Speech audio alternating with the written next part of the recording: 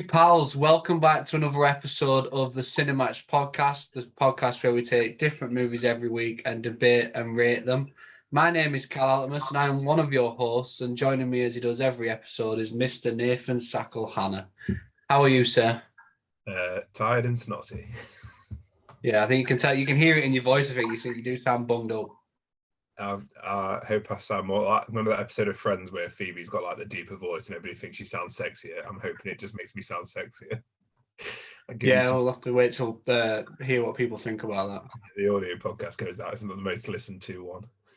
Yeah, ever. Great records. God, I might go change into a vest, see if it gets the views as well. Yeah, combine the two. No. So this week we're continuing our Valentine's month, should I say. We're in February now. We are officially in February now. We're not cheating and recording early. We are smack bang in February. No, we never lie. Last week we recorded two very, very traditional rom-coms, which you hated, in Sleepless in Seattle against You've Got Mail. Did I not hate about it? Let me tell you.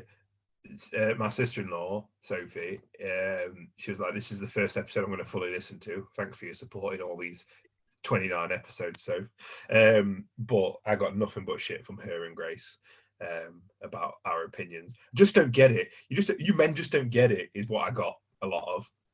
And I was like, yeah. But she tried to do a lot of what did you say? Tom Hanks didn't try and put Meg Ryan's business, didn't try to close a shop. I was like, there's literally a line at the beginning of the film where he's like, I don't care about closing the shop. We're the big bastards. Like, he is a ruthless bastard at the beginning of that. Like, every time she tried to bring someone up, I proved her wrong. And she can't defend herself because she's not here. So fuck you, Sophie. Yeah. Apparently you have to be a woman to appreciate a good old session of stalking in Sleepless in Seattle then. And you don't have to, you can just ignore the manipulation, I suppose, if you're a woman, I guess. Well, no one ever said Sophie had good opinions, to be fair, so there's that. Terrible taste in bed. It's all right. Except for I should probably put to tape that a current one is decent, so it's fine. But yeah, we're not doing anything like those movies this week. We've gone for very, very different. And this week we're doing 40-Year-Old Virgin. You what, sorry? Doing Sex Baby. Yeah, we're doing the 40-Year-Old Virgin versus Knocked Up. Two Judd Apatow movies. And you wanted to do this because this is episode 30, which is in Roman numerals XXX, which obviously... I think you thought I was joking a couple of times, but I genuinely wanted to just watch two porn. Could you imagine? And do you reckon that'd even be allowed on YouTube? If we just sat and critiqued porn. We don't show clips of it though, do we? We just put the posters up. Oh no, we do show clips. Oh no, we could probably put the story clips up. This story clips up of getting stuck in a washing machine. Could have done two just incredible parodies. Like, I know I've heard one of my friends text me once years ago, just saying he just watched some Wizard of Oz porn and it was called the Jizzard of Oz. that would have been a good one. We should have done like the Back to the Future versus Ghostbusters episode, but the porn parodies of them. Yeah, I mean, usually they've got quite punny names, haven't they? I can't even imagine what the name would be for Back to the Future. Crack to the Future. Yeah. What would Ghostbusters be? Nutbusters. Guys, you're too familiar with these. You start that. You've probably watched them both. I don't even know if they're real. I'm going to see if there are. While you're talking, I'm going to see if there are any porn parodies for these. Yeah, go for it. Yeah, anyway, back onto the normal topic. We are doing the 40-Year-Old Virgin versus Knocked Up because, like I said, Nathan thought with it being XXX, episode 30, it'd be interesting to do much more like sex-fueled romantic comedies because they're not your traditional romantic comedies, which I wasn't aware of about Knocked Up until this week, as I've never seen Knocked Up before, and I'd only watched 40-Year-Old Virgin maybe once when I was like really young, so I couldn't really remember. But which did you say you've seen before? 40-Year-Old Virgin. I just want to confirm, Nutbusters is a real thing. I didn't know that. But Back to the Future is FAP to the Future. FAP? Yeah, as in. Oh, okay. That makes sense. I've seen 40-Year-Old Virgin. I've seen bits of Knocked Up. I know I've seen like clips of it, and Grace watched it a couple of weeks ago, so I saw like about 20 minutes of it there, which is what gave me the idea to kind of mix up what we was originally going to do. But I've seen 40 Year Old Virgin a couple of times. I love that movie, so I thought it was going to be a bit one-sided this week, but Knocked Up's what a film. Yeah, like I said, I watched 40 Year Old Virgin when I was really young, so I couldn't really remember it, and I'd never seen Knocked Up. But going into it, I thought Knocked Up was like a much more traditional rom-com. I thought it was going to be these opposites forced to spend time together. Do you know, like, did you ever watch the Ashton Kutcher What Happens in Vegas movie? No. So I think it's with Cameron Diaz. I can't remember. You've got a different history of watching things. Yeah, it was a film like that. This is another one I only watched that once, but it was years and years ago, and it was Ashton Kutcher. And I think Cameron Diaz. I might be wrong there, but it's like they get married while they're drunk in Vegas, even though they're strangers, and they win all this money, and they have to stay together if they're going to split this money. Something stupid like that, and eventually they end up falling in love. I thought this was going to be something like that, and let me tell you, it's not really. No. It's not quite like that. It's fucking funny as though.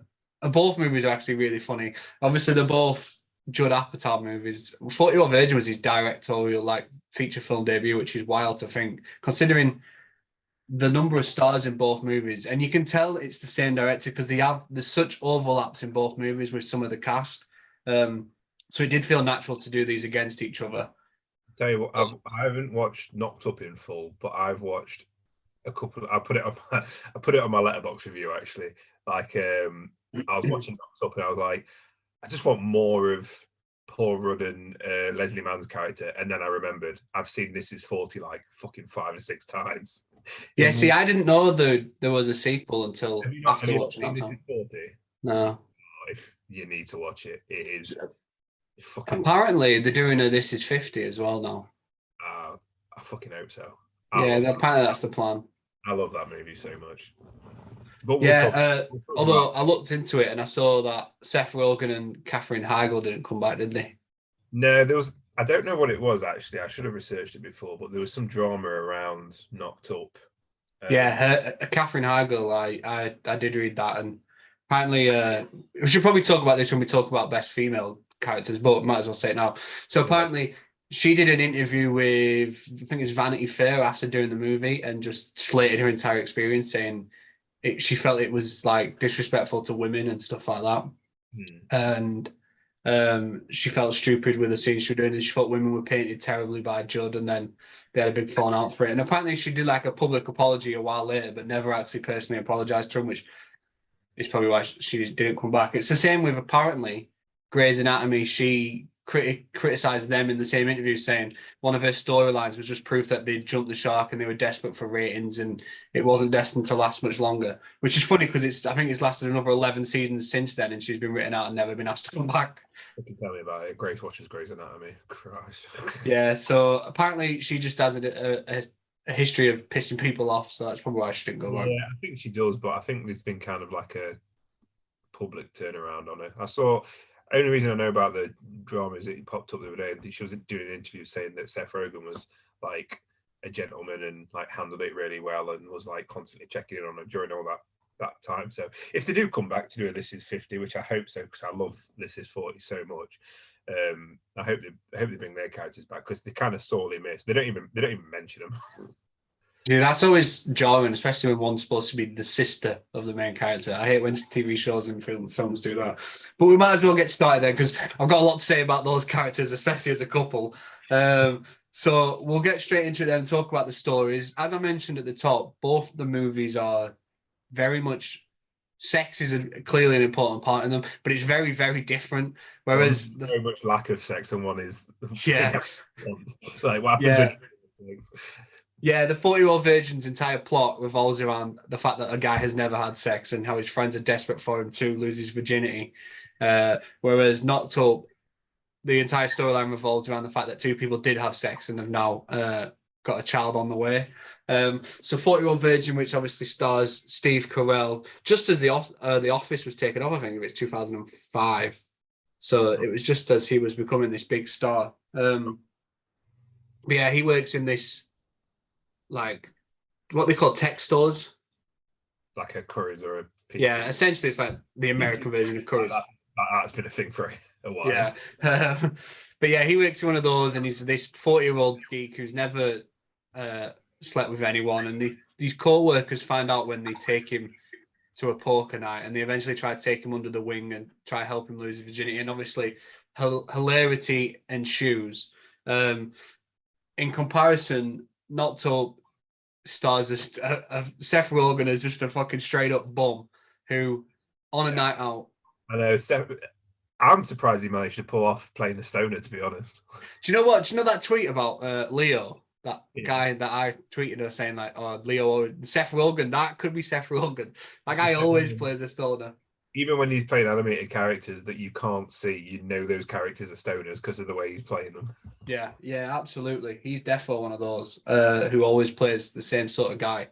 But yeah, Knocked Up's essentially it's like an opposites attract thing where he and Katherine Heigl's characters couldn't be more different, but after a one night stand, she falls pregnant, and the rest of the movie is just about them coming to grips with the pregnancy and being forced to work together and spending time as a couple while meeting each other's friends and seeing how different the worlds are.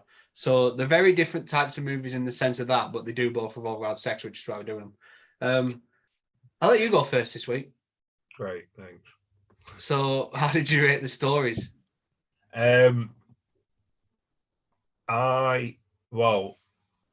Obviously I'm more familiar with 40-Year-Old Virgin story and Knocked Up story. I was like you. I was expecting that opposites attract, and which I guess it kind of is, but like more of they start out hating each other and then they grow to love each other. But in reality, it's like they start out as a one night stand.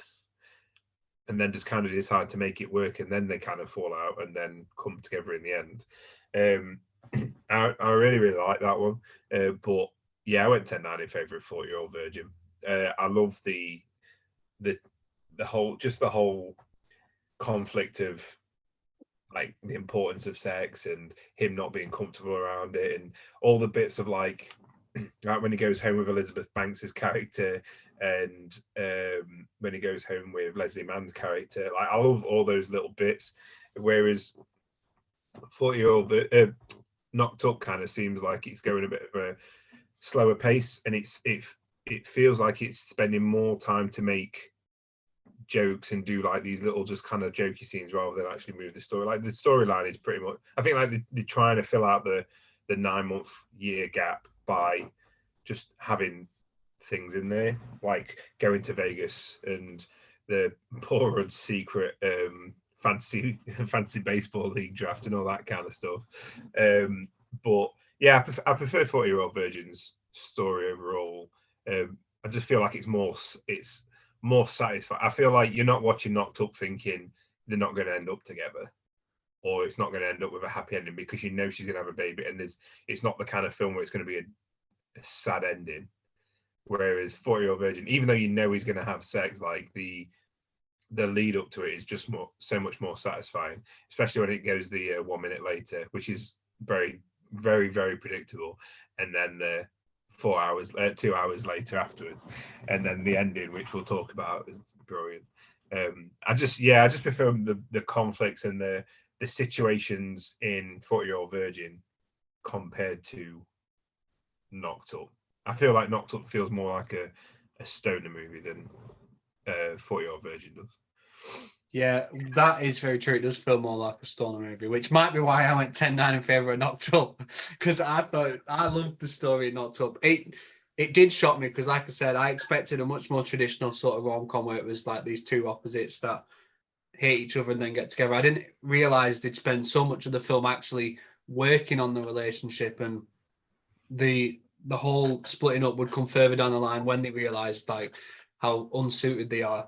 And I really liked that twist. I didn't see it coming. I love the fact that they're from these completely different worlds. I love that we didn't just skate over it either. We got in-depth looks at like what Seth Rogen's character does, like the people he surrounds himself with in comparison to Katherine Heigl and her family and like her job.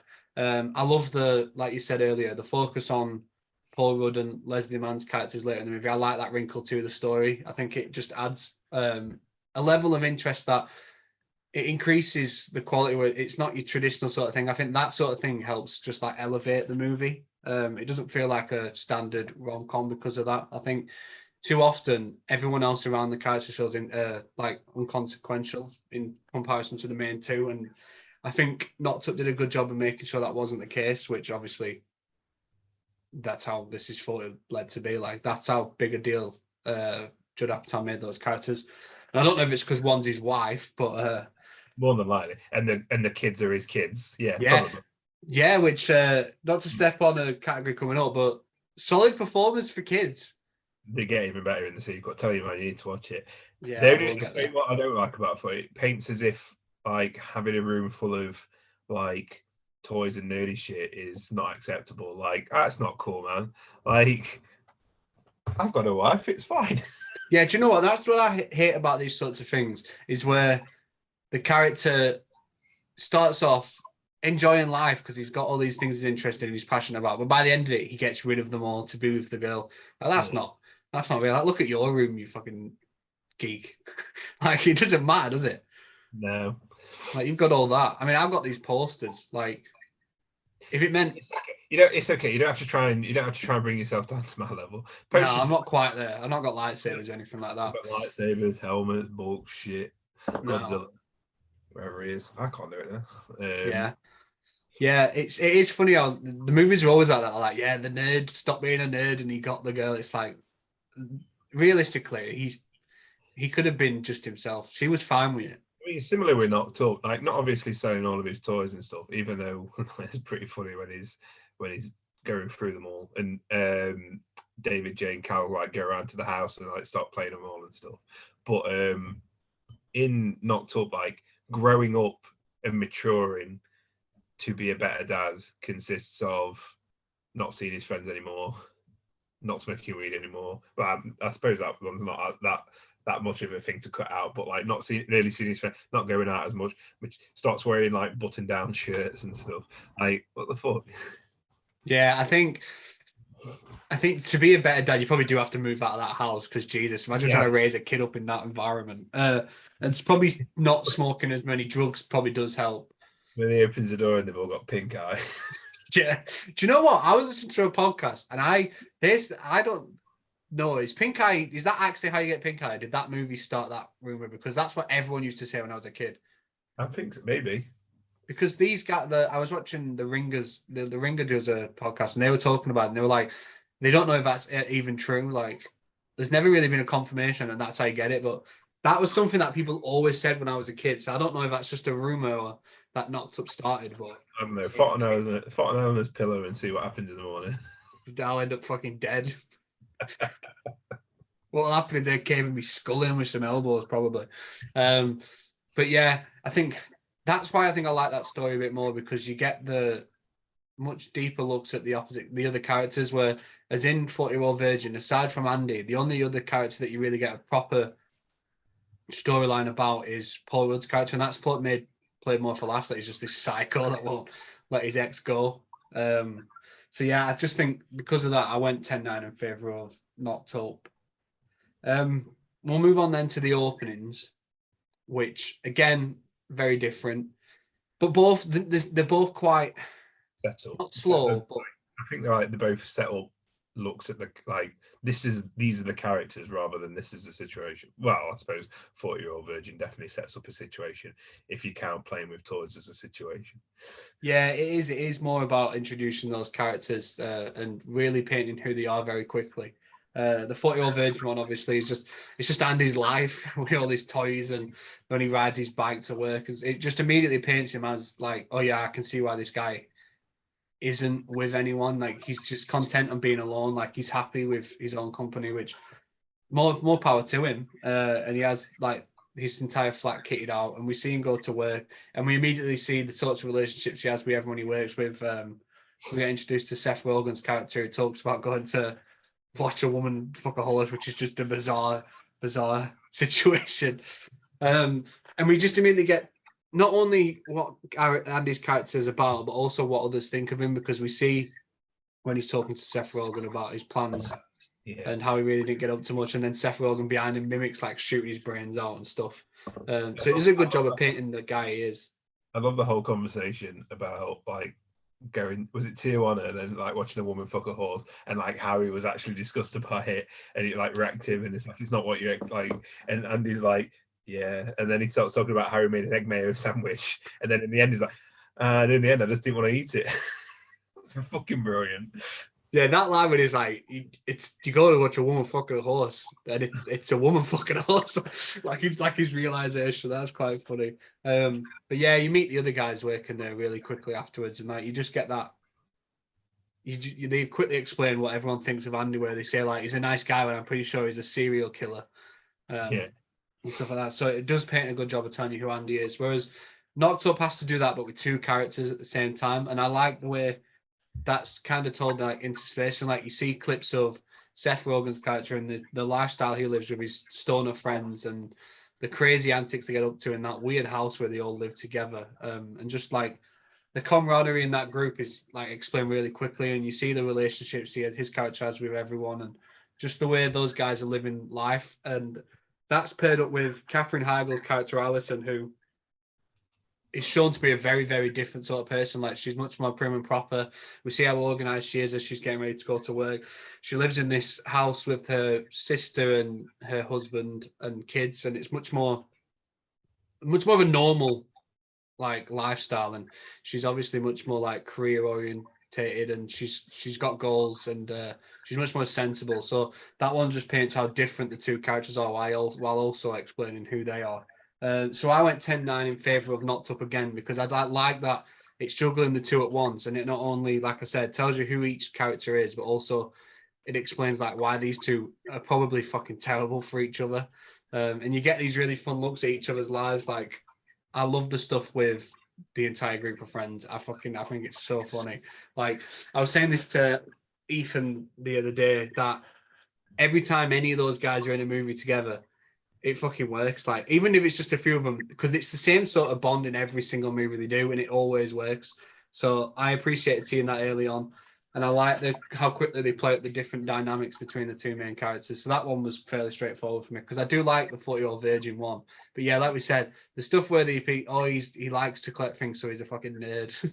Like apart from the stuff when he gets to the shot, I just think like stuff like that feels so outdated now because I don't know when it was, but like geek culture is like something that really came to like, I don't know if it's like the MCU and stuff, but that's not really looked at the same way anymore. Yeah, agreed. It's a little bit more like back in the day when collecting toys and whatever was seen as like literally the worst thing you could fucking do in the eyes of a woman kind of thing. Whereas now it's probably I mean, I can't imagine it's to the majority of women it's like, oh, panty dropping, but I think it's a lot more accepted. I think people are a lot more accepted. But I feel like we're going to butt heads a lot on this because I went 10-9 in favour of 40-year-old virgin purely because of that fucking a horse conversation at the beginning. Like I love all the stuff with Andy, like when he's playing in the gaming chair and all that kind of stuff. And I think I'm a bit more accepting of the outdated stuff because I'm a little bit older. Yeah, you are. Thanks. And I can see like the funny side to it all because it's unfortunately sometimes a bit of a reflection. Some things these films reflect on me very, very quickly and very easily. But no, when he gets into work and like the woman talks to him because she thinks he's a salesman and like somebody else jumps in, it just further accentuates just like how much of a loser this guy is. And then, but that conversation, it's just Steve Carell doing what Steve Carell does best, where it's his facial expressions and his like very, very small mannerisms that are instantly hilarious without having to say something, like when he's listening to the story about the horse. And then when he starts talking about the egg mayo sandwich, as if it's as exciting as watching a horse fucking show. But yeah, I went 10. I like Knocked Up. I just feel it's a bit more, I don't know, I don't want to say the word boring because it is still funny, but it's a little bit more boring compared to 40-year-old virgin. I will admit it does probably set up the two different characters a lot more in Knocked Up, but I just personally prefer the 40-year-old virgin one. You just like talking about women horses there. Yeah, pretty much. We'll move on then to the endings, which very different. Very different, but the endings feel it feels like I mean, obviously it's stupid to say this because most movies are the same, but it feels like the culmination of both stories. Like the entire plot of each movie has been leading up to these moments in a sense. Like an ending is. yeah, but it's different. Do you know, like in most movies, like it's I don't know how to explain it, but it feels like a major event. Yeah, that's what. So like the 40-year-old virgin ending is obviously Andy piping for the first time, which magical moment. The whole movie is about him needing to lose his virginity, and he eventually does at the end with his partner. And the opposite, knocked up. The ending is Katherine Heigl's character Alison giving birth. After the whole movie's spent building up to throughout the pregnancy, and we get to that final moment. So that's what I mean. You fucking piece of shit. Both movies build up these very specific events. Not every movie. You know what? Most of the time when we're recording, I like lose my train of thought halfway through, and then I'll say something stupid. I think this is probably the stupidest thing you've said. An ending of the movie is the culmination event of everything leading up to it. But it feels different because no shit. It feels different because it's two very specific things that need to happen. Yeah. It's not just like they're getting together or that night, because you don't really know what's going to happen. Like in most romantic comedies, like, yeah, we know the guys are going to get together. How these are like, no, this guy needs to fucking pipe and she's going to give birth. And then they do. That's all it is.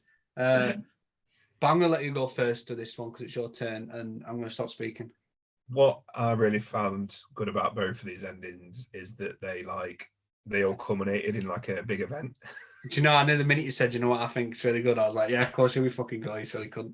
You fucking idiot.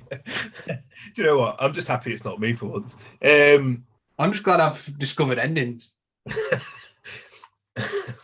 Hey, good news for Ellen. If this is the first time you've discovered an ending. Hey, she's made do so far. I went 10-9 in favour of Knocked Up. It is like I do like the 4-year-old virgin ending. I was very, very tempted to go 10-10, but the 4-year-old virgin ending is so strange. Like, obviously, it culminates in him finally admitting he's a virgin, which she's just perfectly okay with. That's a nice like lifting off the chest of what the reaction is going to be. And we all kind of know that's how it was going to go in some way, shape, or form. But it was nice that she was just immediately accepting. And then they still waited until they were married, which I thought was nice. And then I like the line when like he's put it in and she's like, there you go, you're officially not a virgin anymore. And like it was nice. It was like a nice moment. And then obviously they have the 1-minute sex and then the 2-hour sex. And then she says like how it feels, and then he turns the camera and starts fucking singing Age of Aquarius, and it turns into a big fucking dance number at the end with all the characters, which is so fucking weird, but really, really good. I really, really enjoyed it. But Knocked Up, I think, is much more fulfilling of an ending. Like as soon as she starts giving like, sorry, like she can't get the doctor, so there's a bit of conflict there. Like she can't get the original doctors. You have to get what's his name from The Hangover? Ken Chong, is it? Ken Jeong. I'll have a look. And like he comes in and he's always. I mean, he always plays. I know he was originally a doctor, but whenever he comes in as a role as a doctor, it always makes me laugh. And then you've got Adam. Scott. Adam Scott from obviously Parks and Rec coming in as the douchey nurse. Like when she's fucking screaming and he says, maybe we tone it down a bit, we might be scaring the other pregnant women. And she starts fucking screaming at him, absolutely fucking pissing myself laughing. And like, it's just more. So the only thing I don't like about the Knocked Up ending is like they immediately seem to connect straight away afterwards. Like they're so happy immediately as if they've never broken up or had any conflict. But I think it's nice that we just kind of like leave it as we don't like over the credits. You kind of see their life together in little video clips, but you don't really go past that taking the baby home kind of thing. But the whole like, can you see it? Can you see it? And then he shows you the mirror, and you can see like the baby coming out, and he's fucking his face and stuff. And then the bit where like Jay Baruchel's character goes in to see if he can help and is immediately horrified. All the bits with what's his face, Jason Segel, and fucking Jonah Hill, like sat there fucking freaking out in the hospital. It all just like works really, really well, especially like with Leslie Mann and Paul Rudd's character in there. Same like the little bit with Seth Rogen and Leslie Mann's characters, where he's like, "Back the fuck off, that's my room," whatever. Yeah, which makes a family go, "I like him," which is really nice. I just think it's much more satisfying than 40-Year-Old Virgin. But I'm sure Steve Carell's character wouldn't say it's as satisfying. I bet he would say it's very satisfying. It is interesting because, like you said, we're probably going to put heads a lot on this, and we've done a complete switch again. You are? Is this the one you switched on? Yeah, I've got 10-9 in favour of 40-Year-Old Virgin because I love the creativity of that ending. Like, I like that. Like you said, when he reveals he's a virgin, we don't immediately go, right, well, let's put a stop to that. They do wait until they're married, which they're not even engaged at that point. So I would like to know just how much longer they waited after that. Was he a 41-year-old virgin? Was he a 42-year-old virgin? I imagine it was very quick. Yeah, maybe. But yeah, and I like that. I think it's such a it's so funny that they did the going to the romantic thing, and then it was like 1 minute later, and he was like, "Is it nice to see yourself up on screen, Cal?" God, if only. Double my personal best. And then like how it shows that, and then it comes back, and it's like hours later, and it's just like how it's like he's that quickly just become this fucking sex demon. And when she asked how it was, and I think the decision to go with the song is genius. I think it's so funny. I just think it was something that was so completely unexpected. Because I felt like that when she asked how it was, I felt like we'd have got like maybe one line from him or a word before the movie cut to an ending. But instead we got into this big musical number, which I just think was really funny. And having like Seth Rogen's character come back and like the way he was singing and stuff and Paul Rudd, I just think it was brilliant. The knocked up ending, it's good, but I think it's a bit too long. Like, I get labour's obviously long, but like, do you know with the bits where like she goes to labour and then we just spend 20 minutes with her sat in the bath? Like, we don't. I can just imagine, like if Eleanor gets pregnant and you're like, "This is taking a bit too long, Eleanor." Yeah, like, come on now, real. Endings are supposed to have an ending. Yeah, we're not dragging it out. This is the middle apparently at this point. Dragging it out. Yeah, no, like, do you know the bits when like she's in the bath and he's on the phone to the gynecologist? Like, we didn't need all of that. I thought that was fucking hilarious when he says like, "I hope your fucking plane crashes." Then he comes back in and he was like, "I've left him a very strong message." It's just, and also the stuff at the hospital. I think there's some really funny stuff there. Like it's Ken Jeong, by the way, not Chong. But the stuff with him in the hospital is really funny when they have to revert to him and when he keeps like snapping at her and Seth Rogen's character says that her and a doctor had this thing planned for a really special moment. He says, if you want a special moment, go to a Jimmy Buffett concert. Like, I thought that was really funny. And the decision to actually show the crowning and the baby coming out, I don't know what the thought process was there. That is wild. But I don't know. I think, like you said, I think it felt a bit too convenient the way they were like, "Oh, I'm sorry, I didn't give us another chance." Like, why? It feels like you're just vulnerable at this point, and you're not quite all there. And Seth Rogen's character's like, "Fuck it, I'm going with it. Yeah, I'll get back with you." Like, after being so adamant that she didn't think they were, once she's gone for a birth and she's got these heightened emotions, she's like, maybe we should. And he's like, "Fucking yeah." Like, I think because she realized like there was that line of like, "You read the baby books," and like if that's all it takes, then fucking hell. Yeah, I'll be reading baby books. I'll be watching baby TikToks. Yeah, and I post-it notes. That's about it. Yeah, I'll be watching Knocked Up. Yeah, that's a good one to be fair. But yeah, I felt it was a bit too long in certain areas, and then that ending felt really convenient. I do like the decision to have like their lives play out over the credits though, but also show like clips of different characters, like the actors and actresses when they first had children. I thought that was a nice touch. But all in all, I just think the 40-Year-Old Virgin one was much more creative, and it definitely got more of a laugh out of me. So I went with that. We'll move on then to the best male lead, because obviously these romantic comedies have got a main male character. and kind of a main female character in 40-Year-Old Virgin, but definitely one in Octo. So starting with the males, then we've got Steve Carell in the 40-Year-Old Virgin playing Andy, the nerd who's never felt the touch of a woman. Apart from when one tried to suck his toe and he volleyed her across the fucking bedroom. Yeah, I'm gonna say it's not fully true, but yeah. So you've got him, this nerd who is very content with life. He's got all these toys and stuff that he's been collecting for years. He lives alone. He works in this shop as like, it's probably like the lowest position.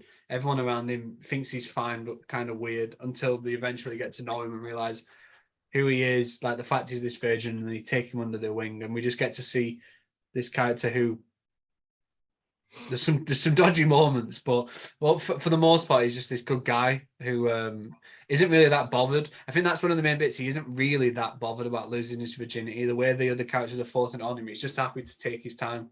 Yeah. And he obviously eventually gets the girl by selling all of his toys, which is a bit weird. Apart from the one that he kept. It ain't happening. These are staying. And you compare that to Knocked Up, where you've got Seth Rogen's character, Ben, who is Seth Rogen's character in everything. The stoner who lives this carefree lifestyle with his friends, but is forced to grow up as the movie goes on because he's going to be a parent. Very, very simple. It's nothing we haven't seen before from Seth Rogen.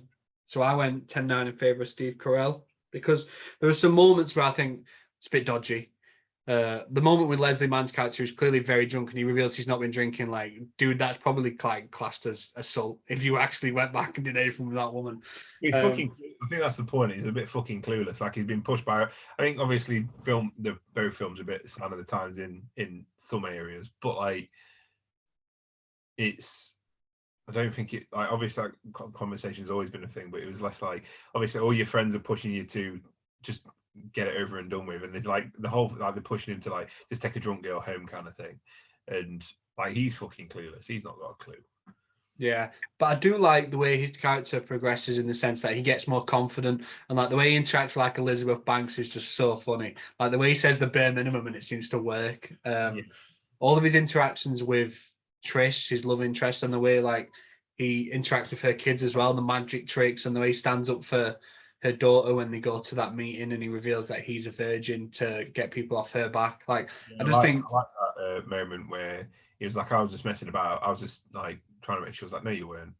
Yeah, she just knows. She probably knew the minute she met him when he pulled out the fake ear bit. She's probably like, this guy's never fucking had sex in his life.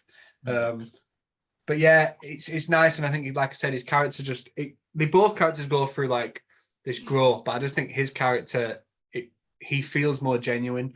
Whereas I feel like Seth Rogen's character is probably going to revert to his old ways pretty quickly. I can't lie. Like, he doesn't really... He read some books and he fucking moved out. That's about all he did. Like, he changed his shirts. But for the most part, I just think his character, there's a lot more chance that you'd revisit it and he'd be the exact same person he was at the start. Whereas I think Andy has probably actually changed for the better and for like a more sustained period. So I went 10-9 in favour of him, which is a shame because I think Seth Rogen's character is fucking brilliant.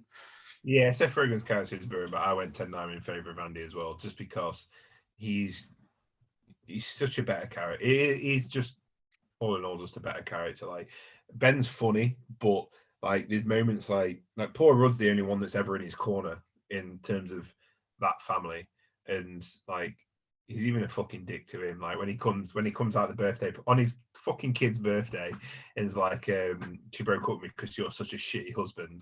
And he just walks out and starts singing happy birthday. Still makes me pissed. But it's such like a dick move, and like all the way through he just like turned into a little like it's just a bit of a fucking whiny bitch. I think we use that term to describe a lot of people when we're doing this podcast, and outside of the podcast. Yeah. You say you saw Bernie the other day. Sorry. Yeah. Speaking of which, and like even when like they go to the baby scan and they have that argument, and it's like immediately everything's fucking put on her, and he's like, obviously she's pregnant and emotional at this fucking appointment, and he's laying into her. I just don't.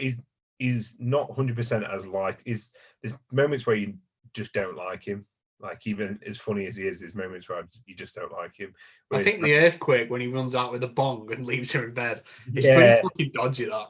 and then he says he forgets that he forgot that she was there. Like, it all the stuff he does kind of paints that they like shouldn't end up together. It's like that's the story that should be told a bit more realistic. But I think they kind of copped out at the end by actually having them be together, which I know is like counterpoint to my last scoring. But as a character, like she probably would have done better. Whereas Andy's just likable. Even the more you learn about him, and the more you learn how fucking stupid he is, how naive he is, how he'll kind of just go along with anything until he freaks out about stuff. He's much more likable. Like you say, the stuff with the kids, like he's immediately like he's in like compared to his friends, who's one's a stalker, one's a cheater, one's Seth Rogen playing a stoner character. Obviously. Though even Seth Rogen, like when Elizabeth Banks' character's in the bath, he just walks in and takes his top off, like just joins in. And she's fine with it, apparently. Like, and all these people are saying you've got to do this, you got to do this, you got to do this, and it's obviously they're promoting the not the bad side. I wouldn't say the bad side of sex, but like the shallow side of sex. Whereas Andy wants something. He's happy with nothing, but if he wants it, he wants more. He doesn't just want sex. He wants the emotion that comes with it, and he's just an all round better, and yeah, just an all round better character, and fucking hilarious too. Yeah, I think the decision to have him go back with Elizabeth Banks and then say he couldn't do it because of his feelings for Trish, I think that solidifies like he is just a good guy, and he's more interested in finding love than he is losing his virginity, which I think helps make that character even better. Whereas some of the Seth Rogen stuff in Knocked Up is pretty bad. Like, I know it's little things, but whenever they meet people, and he's so quick to tell people how they lost their virginity.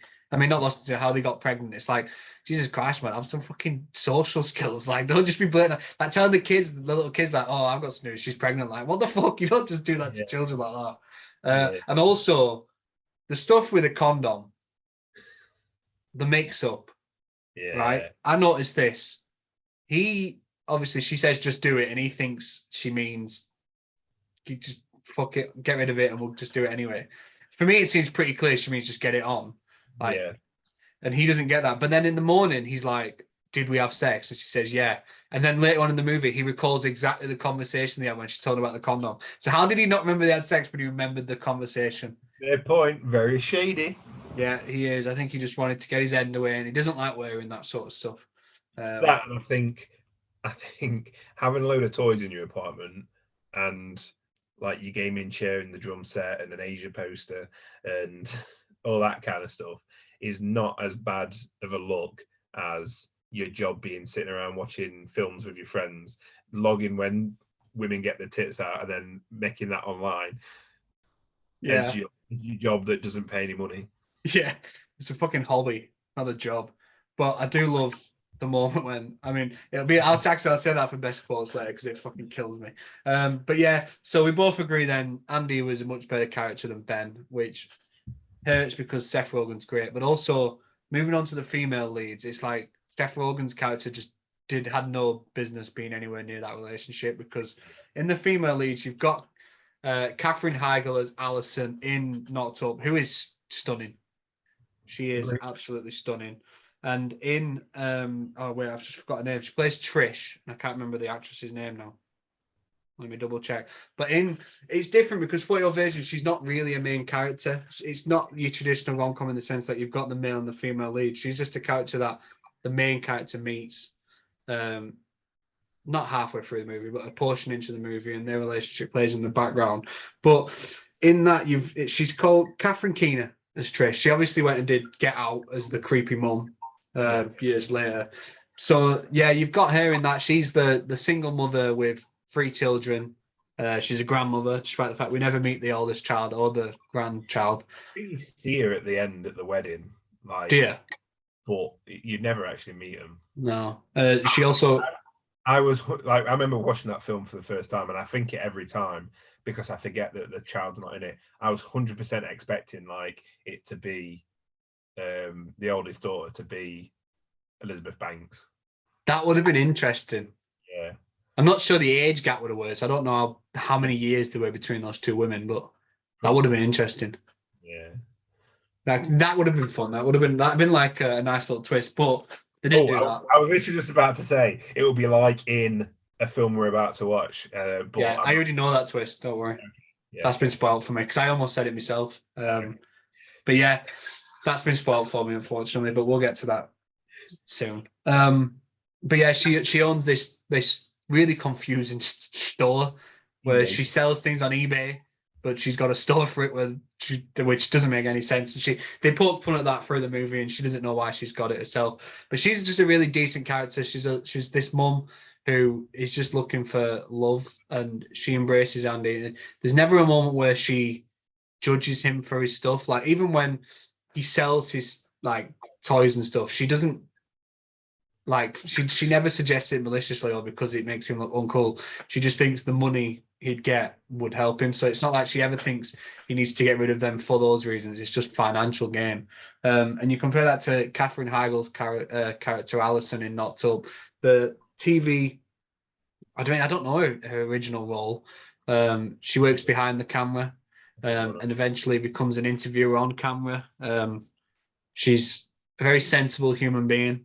She lives with her sister and her partner. She spends most of the movie pregnant, so we get those like moments where her hormones and emotions are running at the highest they probably ever possibly could, and we see like several scenes where that comes to a point and she loses her cool, and we just see her like try to deal with Seth Rogen's character, which all the power to you, like that must be fucking some serious effort. Imagine what it's like. Can we get Eleanor on camera for a second?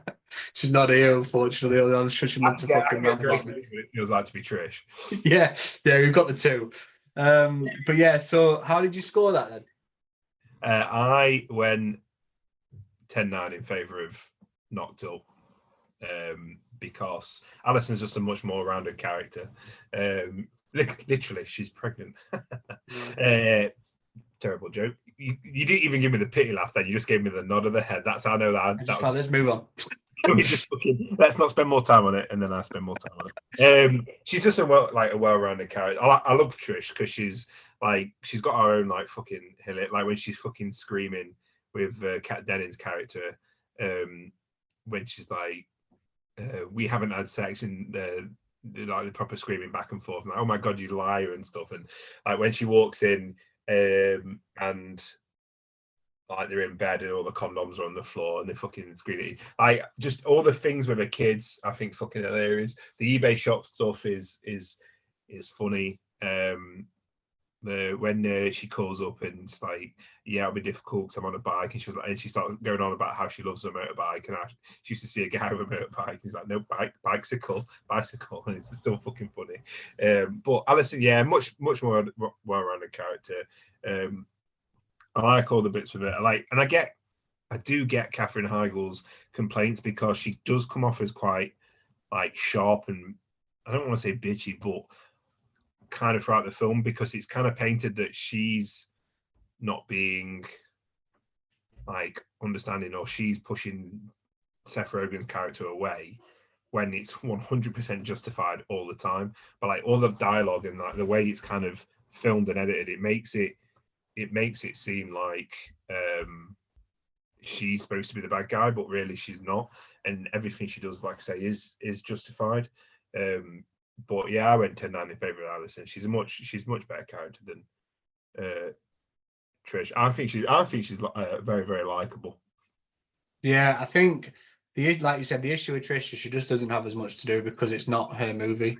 It's Andy's movie, whereas Alison is joint billing. She's one of the two main characters in Knocked Up. So I went 10-9 in favour of her as well because she has more to do. And we see that sort of like the way her character changes throughout. Like obviously at the beginning, she's this very career-driven woman who gets the promotion at work. And when she goes out to celebrate, she meets that bum. She just needs to tighten. She just needs to step on the scales, see how much she weighs, take 20 Hands off and wear that. So much. And Kristen Wiig as well, but we'll get to them. Yeah. But yeah, we see her character change and like the stuff with the pregnancy, and I see where she's coming from in the sense that there are moments where it paints her as like the negative one and the bad guy, like the stuff in the car when she's shouting him to get out. And he's like trying to talk and she's like, fuck off, get out of my car and stuff. Like, but she's pregnant, like emotions and stuff are meant to run high those times. And also the guy's a fucking idiot. Like he keeps a sword in his bedroom. I think if that film was released now, the Seth Rogen character, the ending wouldn't have had them end up together. No. Seth Rogen, the film wouldn't be, because I feel like the film's about Seth Rogen. Do you know if they make that film now, she ends up with Adam Scott's character? Probably. Because he was like flirting in that hospital bit. I ain't being funny. There was some flirting going on there. Or Craig Robinson. Yeah. But like if they made the film now, she would be the main character, not Seth Rogen. And it would be more pointed out that Seth Rogen's character is not suited for it. And I think it's a shame. I think it's a shame because there's nothing in that film that is justified to paint her as a bad guy. Like everything she does is very, very justified. And she's funny as well. And like obviously, but when you put in the same cast as Paul Rudd, Leslie Mann, Jay, Seth Rogen, Jonah Hill, Jason C. Like when you put in a cast of pure, like Craig Robinson, for pure comedians, and then she's not really, it also makes her out as if she's not as funny, but she's got some like genuinely funny moments as well. So yeah, I went 10-9 favour of her. I just think 8, yeah, I agree. She treated a bit unfairly in that one, but also again massively justified in absolutely like her screaming at him to get out. I would imagine that if I was being the same way, I would get treated the same way. So also she's far too good for him. Yeah. Like she's stunning, and Seth Rogen's a weed bum that has no money. Like, what the fuck is happening? I feel like they tried to bring her down to his level by saying, "Oh, she's living with her." Like, there's that one line with Paul Rudd when she said, "Like, she's got a promotion." He's like, "Oh, does that mean you can get your own place now?" And they're like, "No." And I feel like they're trying to bring her down to his level by saying, "Oh, she's living in her sister's house with her," and it's like that's nowhere near as bad. That's not even close. It's not as bad as a guy that does fuck all and thinks he's going to like make $900 last 2 years.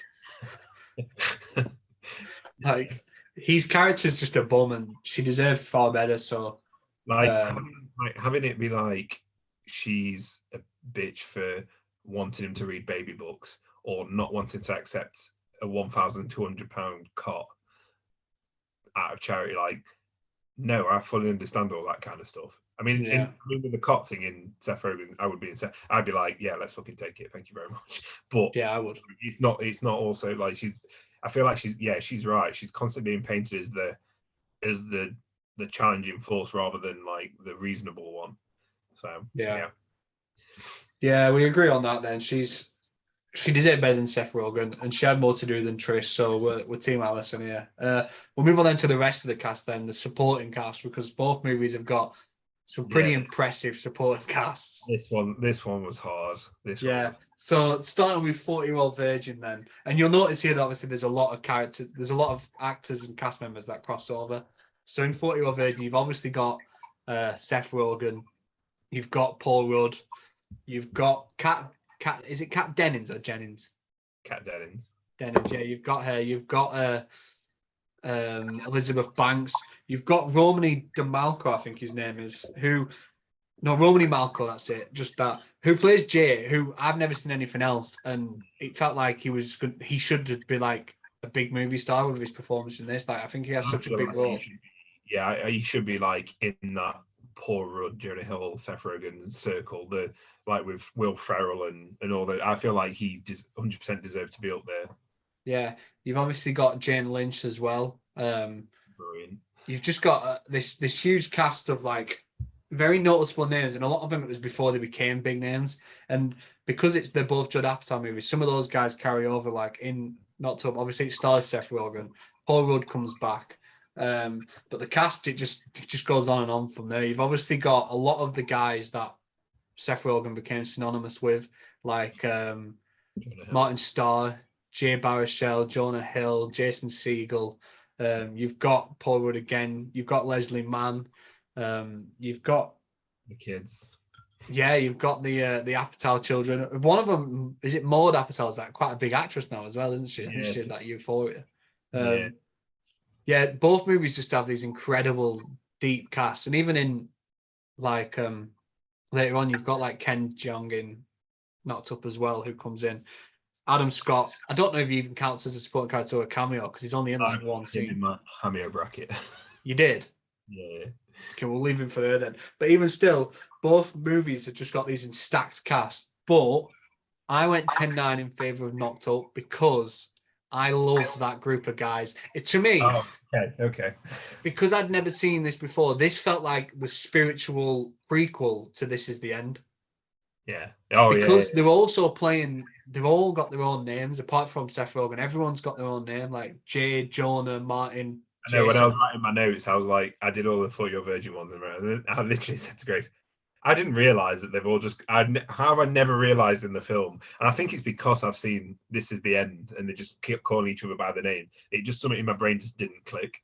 Yeah, it was like so when they called him Jonah, and I was like, oh, and then it was Jason. I was like, oh shit, and like that's when I like clicked. But just those guys are always just gold whenever they're together. Like This Is the End is one of my favorite comedies ever, and this was those guys doing it just several years earlier when they were all first making a name for themselves. Like this is Jonah Hill right before Superbad, but he's fucking awesome. Like he's so funny. Everything those guys do, like the Martin Starr character, which one of my favorite things in the movie is where they set up something which will fall through, like setting up the bet at the beginning, like watching his beard just progressively grow, and all the comments that they throw towards him throughout. It's just brilliant. Jason Segel, I think, was absolutely like so funny. Like the stuff with Leslie Mann, I thought was fantastic. And seeing him in this made me wish he was in This Is the End more, because obviously he plays a minor role in that. This made me want to see him as a part of that group that stays in the house. Like he's fucking so good. Like he deserved more. And obviously forgetting Sarah Marshall, I love, but I just wish he had more like of these sorts of movies under his belt, because I think Jason Segel's so underrated. I loved How I Met Your Mother when I was younger, if you can tell. Marshall was great. But yeah, those guys were all fantastic. I think Paul Rudd was brilliant. Like his interactions with Seth Rogen when they were talking about how much they love each other, and they said you should get a DeLorean and go fuck, and he's like, who needs a time machine? Like I think those moments were great. When they went to Vegas together was great. Leslie Mann's character was hot, obviously, because Leslie Mann is absolutely outrageous. There were moments where I thought she was a bit of an ass. Love it. The stuff when she finds out he's been doing fantasy baseball and she's making out like it's worse than cheating. Like, what's going on there? Like, the guy just goes spend time with his friends. It says a lot about their relationship that he has to lie to go chill with his friends. I like the bit because it's Leslie Mann. I like the bit when he was like, I went to the movie theater by myself. It was great. She was like, what did you watch the Spider-Man 3? Like, I like Spider-Man. You fucking wouldn't like Spider-Man 3. I think, yeah, I feel like we had to put that in there because James Franco was in the movie. Yeah. He did her a favour by going to watch that alone, to be fair, because Spider-Man 3 sucked. It does. But yeah, I think because of the guys in Knocked Up, like I mean, I love the whole friendship in 40-Year-Old Virgin. I love Romany Marco's Jay. I love Seth Rogen playing Seth Rogen again. Paul Rudd as the nutcase. And what's Seth Rogen's character's name? In that, I couldn't even tell you. It was Cal. Is it? I don't even remember his name's mine. Fuck. Yeah, it's just Seth Rogen's Seth Rogen in everything he does. Like, I could probably name 2 Seth Rogen characters ever. No, 1. Ben. I don't think I can name him in anything else. Pumbaa. Well, yeah, he did Lion King, didn't he? I forgot about that. I never watched that live action one. I couldn't even remember his name in The Fabelmans, and I watched that recently. I've watched that twice now. Can't remember his name. But yeah, he's great in everything, to be fair. Elizabeth Banks is fantastic as like the sex crazed woman. Jane Lynch is the boss who's kind of into Andy, is so funny. And Kat is like a fuck buddies and starts talking about all that. Yeah. It said she said something like, "I'll be discreet. I can be discreet, but I'll haunt you in your dreams." It's like fucking hell. She's great in the limited stuff she does. Obviously, I can't remember his name, but the old man that works with them, who is at the poker night and kicks off at Andy, and then when Andy gets promoted, he like swears at him and he's like beefing about it. He's great. Yeah, it's a good cast, but like I said, I just think those guys in Knocked Up, being those guys, there's not many like groups of friends in a movie that I will pick over that. Like that wins every time for me. I just think those guys together, the one-liners that they come out, because it's all improv, like the way they bounce off each other, I just think it's fucking top notch. So I went 10-9 in favour of Knocked Up. I fucking love Paul Rudd in 40-Year-Old Virgin. Like, there's nothing better in a film than by telling. If you tell me Paul Rudd is in the film, I will immediately watch it, fucking no matter how shit it looks. I watched, what the fuck's it called? Where he hires, fucking hell. That's going to really piss me off. He hires what? He hires, it's like a bet, and they've got to bring the worst person to a dinner party, and he brings, why am I blanking on Michael Scott's name? And he's the fucking lead character of this film. Oh, Steve Carell. And he brings Steve Carell. What's it fucking Is it called? Dinner with the Smokes or something? Oh, Dinner with It's something like that. Dinner with like the Smokes or something like that, I think. That's terrible film. But he makes it fucking brilliant. Like anything he's in, Dinner for Schmucks, yeah. And he makes it fucking fantastic. So and in 40-Year-Old Virgin, he is phenomenal. Like when he brings around the box of porn, and he's like, "This is my boner jams." Like all the best boner scenes in every film. It's the mixtape of all three that he makes that fucking kills me. Yeah, and when they obviously sat in the game of chairs playing, and he's like, "Do you know, like the whole, do you know how I know you're gay bit?" Like fucking brilliant. The fact that he's wearing a t-shirt with his own face, it's got a fun story behind it. That's brilliant. Just everything, like when they were all talking about like having sex, and one's talking about like doing it like doing, and the other talks about doing it like with like his affair, and and Paul Rudd comes around and he's like, when like two souls like it's fucking brilliant. That is good. It's fucking brilliant. And then when they obviously find out it's Mindy Kaling, he does all that. I think all the cast of 40-Year-Old Virgin is great. I reiterate what I said. I think Romani Malco should be a big player with that group. I kind of expect him to be in all the films with Will Ferrell. So I don't know really kind of where he went, but he was pretty great in that. And you say Seth Rogen in everything. But when they're trying to invite Andy to poker, and he's like, I don't want to end up a lampshade in some creepy guy's apartment or something like that. fucking bro. And I like Kat Dennings' character. I think she's great. But yeah, I went 10-9 in favor of Knocked Up, but not for the group of friends, because of this is my favorite Paul Rudd character. Like in this is 40. That's my favorite Paul Rudd character. But is it not Ant-Man and Quantumania? I love Ant-Man purely because of Paul Rudd, but not Quantumania.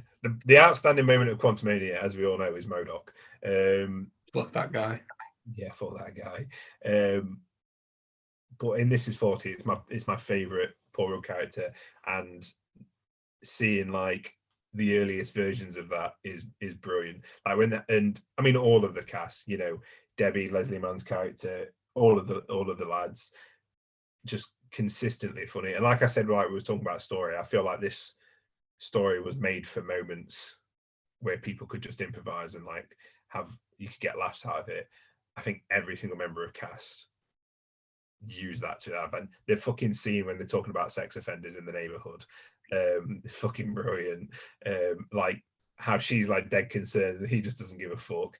Like you can clearly tell he doesn't care. The whole scene when he gets caught out cheating, and he's just sat there looking dead happy and whatever.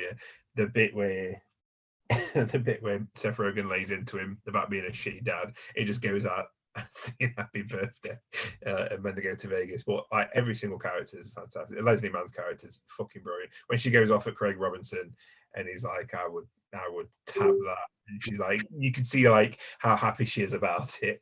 Like everything she does is fucking hilarious too.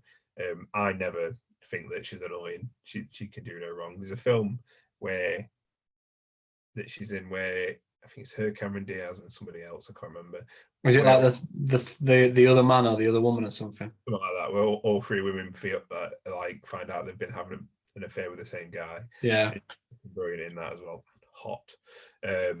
But yeah, not up cast, just headed like not. It's they've got the same kind of caliber of comedians, but they just use their time much better in Knocked Up. yeah, I agree. I just think some of the stuff they do, and because it's so clearly all improv as well, I think it enhances it for me. Like the lines that they all just come out with at the most random of moments, it's just fucking great. And while they've both got like these really deep casts, they've also just got cameos, like one scenes of some of the biggest fucking names in the world, like years later. Like a lot of these were before they became huge, but nowadays watching them, it's hard to like not discuss just how like crazy it is that some of these people showed up for one scene and then bounced. So the next category we got is obviously cameos, which we don't do too often, but these two movies have got quite a few in both. So we'll just run through them now. You've obviously got in 40-Year-Old Virgin, you've got Mindy Kaling coming in as Paul Rudd's ex that he talks about all the time and then accidentally runs into it, that speed dating thing. I think this might be one of her first ever roles, but obviously she became huge later on. And she was great in the limited stuff she had when she's calling him like a psycho and he's obsessed. Like, and then she has the interaction with Carl, Seth Rogen's character. And he's like kicking off it, and she's like, he's fucking nuts. And she said that, so he was like, well, I didn't know any of that. like it when Paul was talking about like when they had sex, and she's like, please don't talk about the times we made love. Reminisce about the times we made love. Yeah, she's great. I'm counting Leslie Mann as a cameo in 40-Year-Old Virgin because she comes in for just those like two scenes where he meets her in the bar. She's just hammered. Then they get in the car and they're driving back, and she starts talking to him like shit. Like the bit where she's like, blow into this for me, and he's like, ooh. And like, yeah, the court told me I needed to. Fucking brilliant. Yeah, that stuff's so funny. And when she crashes the car and he grabs the steering wheel, she's like, get your hands off the wheel. She's like, this ain't the way to get in my pants. Like, she's just really class. And then she throws up in his face, which is just never not going to be funny. Like, that shit always makes me laugh. You've got Kevin Hart showing up for one scene in the texto, which is crazy now. Repeat anything that he says. Yeah, we can't repeat that conversation because that is just a lot of racial expletives between himself and Romany Malco's character Jay. And those two are just arguing. Although I do love it when Jay like speaks to him and he's like, "You just said a lot of words that I don't understand, so I'm going to take that as disrespect." Like that's funny. You've got I don't really know the actress, but you've got that. It's Mo Collins playing Gina, the woman in the speed date, which is like, it's been a while since I've been with a woman. Like she had like two lines and it fucking killed me. And also her name like very feminine. He's got like very soft jawline, so it wouldn't be that much of a stretch. It's just like saying like the name Gina instead of Gina, it's Gina. Obviously, it's fucking so childish, but I loved it anyway. Yeah, those guys were all great. You got very early Jonah Hill as well. Oh shit! Yeah, I forgot Jonah. Yeah, when he's trying to buy the sparkly shoes in the shop, and she says he's got to buy them online. He's like, I just want to take these home and wear them. You got David Koechner from who plays the weatherman in the sports guy in Anchorman, who's in all of Will Ferrell's. Oh yeah. At the Planned Parenthood, but also you've got Nancy Carell, Steve Carell's wife, who's the woman leading that Planned Parenthood group as well. Brilliant. Oh, I didn't know that. I didn't realize that. You've also got this is only for wrestling fans, but Kimberly Page, who was Diamond Dallas Page's wife and featured regularly in WCW, is the woman at the speed dating whose titty keeps falling off. Oh, is it? Yeah, she's called Kimberly Page. She's one of the WCW Nitro girls, and she was Diamond Dallas Page, DDP's wife for a long time in real life. And she just showed up, which I just thought, what the fuck's going on here? Because obviously I remember her from wrestling. Is David Custer the guy whose son says he likes intercourse? And he's like, he does. Yeah, I think so. Yeah, Because they're talking about the different things. Like, was it like outer course? And this was like, nah, it's like intercourse. He's like, oh, that he does. Like, it's so fucking weird. I don't know if the guy and the kid are in anything else, but the ginger kid Yeah. who saying like, I'd tap that, and he's like, you tap that, you tap that. Yeah, it's like we've been to the temple. It's like so funny. Yeah, that stuff's great. But then in Knocked Up, it's like you take those cameos and you times it by 10 just for the numerous fucking big stars that show up in that movie. Like we've already mentioned, Craig T. Robinson shows up as the doorman. An absolute fucking brilliant performance. Yeah. Kristen Wiig. Kristen Wiig and Alan Tudyk, yeah. Bill Hader's there for just a moment. Yeah, there's like a couple of scenes where he figures out she's pregnant and tells people, which is just fantastic. He's awesome. Harold Ramis, Yeah, I know. who looks very fucking different. I didn't recognize him. Yeah, I had very. no idea that was Harold Ramis at first. But he's great in that one scene. Weird when he pops up in a film and he's just not Egon. I know it's like very typecast, but I can't see him as anything else. Yeah, he's great though as Ben's dad. And the moment he talks about it, he's like, if it grows out the ground, it's probably all right. He's good. Yeah, Adam Scott, like we said. Says, like, I've been divorced twice. Why are you asking me for advice or something like that? Yeah, he's fucking brilliant. And when he says the best thing that ever happened to him was you, and then Ben's like, oh, now I just feel bad for you. Yeah. That's just fucking awesome. Even like you go to when she's interacting with the celebrities, like you got James Franco playing himself, Steve Carell playing himself, Ryan Seacrest comes in and just fucking lights it up for like 2 minutes. He was brilliant. Like I've never seen him act in anything. I only know him as like the guy that did American Idol. But when he's talking about Jessica Simpson, he's like, I might give her a map and tell her to point to Korea. Like he was really fucking funny for like 2 minutes. But yeah, it's just the cast is just absurd, and all these different cameos of people that some of them didn't mean as much then, but went on to become huge. Like 1 year after this, Adam Scott's in Step Brothers as Derek, and it's like, holy shit, this guy's insane. Yeah. Ken Jeong does The Hangover 1 year after this. It's like it's the same with 40-Year-Old Virgin though. It's people that eventually became huge. Like Mindy Kaling obviously was starting off. Jonah Hill had just started off. So it's like both films have these cameos, and Kevin Hart especially. But both films have these cameos of actors that went on to become such big deals, and they got them just before. And it makes it so much more fun to watch, just seeing people come in like Doug Judy from Brooklyn Nine-Nine coming in as the fucking doorman, just telling Leslie Mann that she can't come in because she's old. I like that that BJ Novak's in Knocked Up as well as like one of the gynecologists, Ryan from The Office, and it's just fucking Ryan from The Office. Like they both stood there as he's inspecting her, and he's like, so you're not together, so you're single. Fucking brilliant. Yeah, it's just insane. So how did you score that then for the cameos? Yeah, we've not scored it yet. No, we haven't. We just ran through and talked about how great they are. I mean, I think it's pretty fucking obvious that Knocked Up has got the better like cast of characters. So I went 10-9 in favor of Knocked Up, just because like I feel like 40-Year-Old Virgin's got a lot like earlier ones. My favorite of all being the Kevin Hart bit, which again can't repeat any of it. That won't be coming in quotes. How that will not be coming in quotes, no. But it's a fucking stand, and that's weird because Kevin Hart kind of like in that, and he's got a great moment in the film, and then he kind of disappears for a fair bit, and then comes back massive. So that's really good. But yeah, Knocked Up has just got a stellar cast of loads of people. Obviously, Harold Ramis will always kind of swing it because of that. Bill Hader constantly, like when he's doing the Jabba the Hutt dying impression. You got the Steve Carell, you got all the stuff on the red carpet. So you've got it's what's her name? Ryan Gosling's wife, Jessica Alba. No, well, Jessica Alba. It's what's Ryan Gosling's wife? Yeah, it was. It's going to sound really bad, but they were in Ghost Rider, the first one. I have a fucking clue. It's been a long time since I watched that show. Christ, why am I terrible at remembering people's names? Isn't it the girl that did Fantastic Four? No, that's Jessica Alba. That's what I just said. She's also in it though, because she's the one that touches the pregnant baby when she's pregnant on the red carpet, right? Yeah. So Jessica Alba, isn't it? That's where I got confused. She's the one on the red carpet where she's like touching her baby, like touching the belly, seeing how far gone she is. Yeah, obviously not really a fan of James Franco, but when she fucking goes off to throw up, like his face reaction is fucking brilliant. I can say you've got like Alan Tudyk, who I absolutely fucking love, and Kristen Wiig, fucking hilarious and absolutely Yeah. everything. Like, there's never a moment where she's not funny in anything.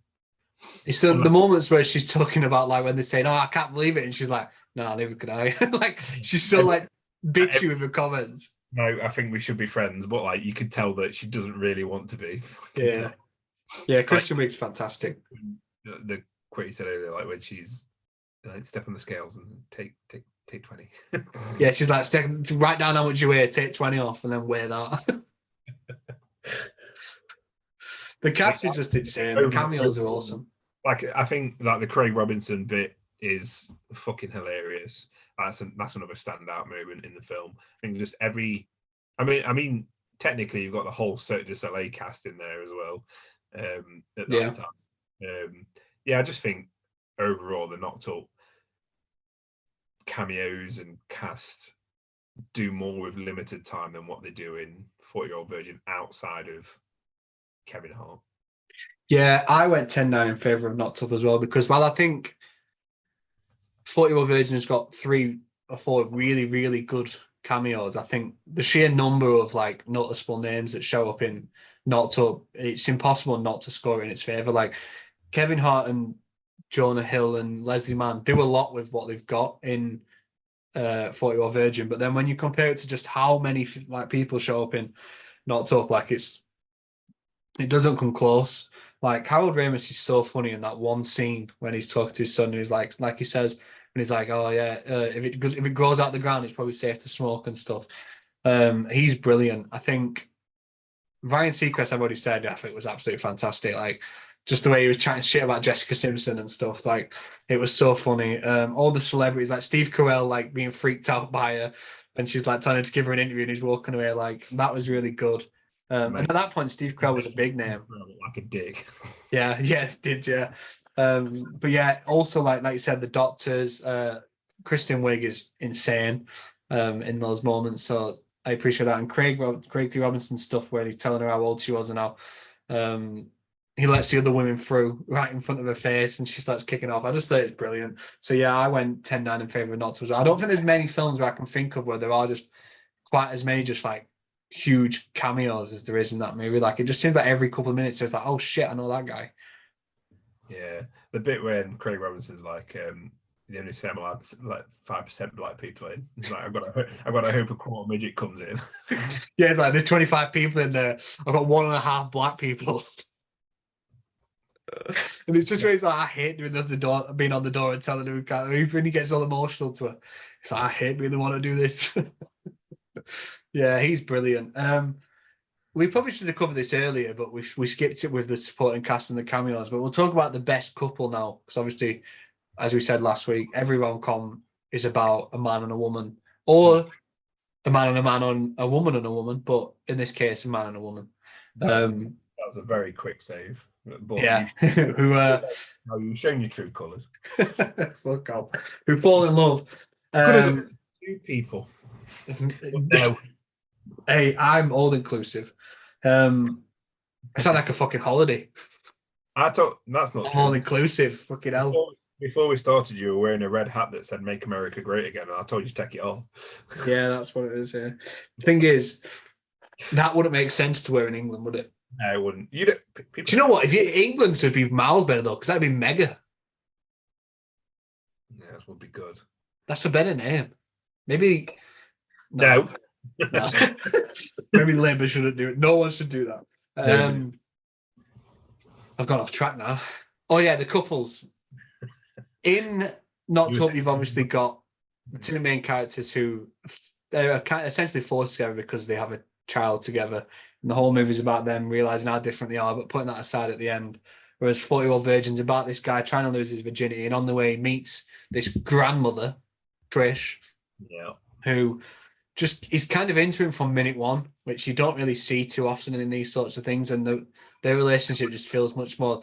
It feels like they're much younger at heart than they are. Like where their relationship plays out, it's like a young romance, like the dates and stuff, and just the good times they have without there being this like pressure of sex like put on it, and just the way those characters just bring the best out of each other, and how she supports him despite the fact he's a big fucking nerd, and how she reacts to his virginity proclamation later on.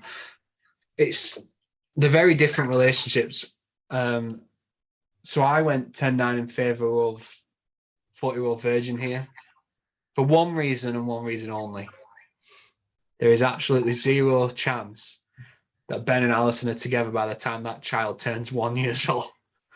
Absolutely zero chance for me. I don't think there's any way in hell that relationship lasts. I don't think it should have ended with them getting together.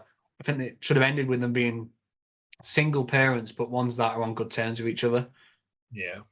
So I actually think the relationship between Andy and Trish is really sweet, and like I feel like you are rooting for them to work things out, and the marriage at the end, it feels right. Whereas I don't think any sane person watches Knocked Up and is like, yeah, these two belong together, because the entire movie tells us that they don't. So it was bizarre that they ended up together. I just think while rom-coms of this history are doing opposites attract, and it works for the most part, I think this is too opposite. I think their entire lifestyle choices, their personalities, their outlooks on life, I just think it's so different, and I don't think there's any chance she's ever happy in a marriage with that bum. So I went 10-9 in favour of.